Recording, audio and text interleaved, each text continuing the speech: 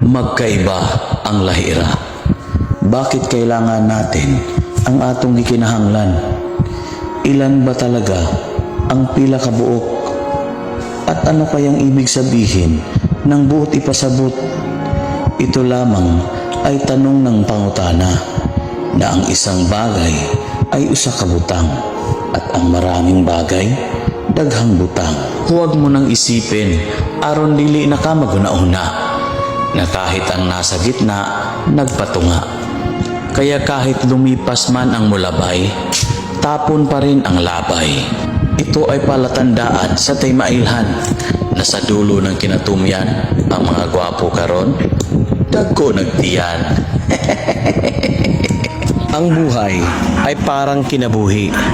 Minsan ito ay usahay at usahay ito ay minsan. Kaya kailangan mong malaman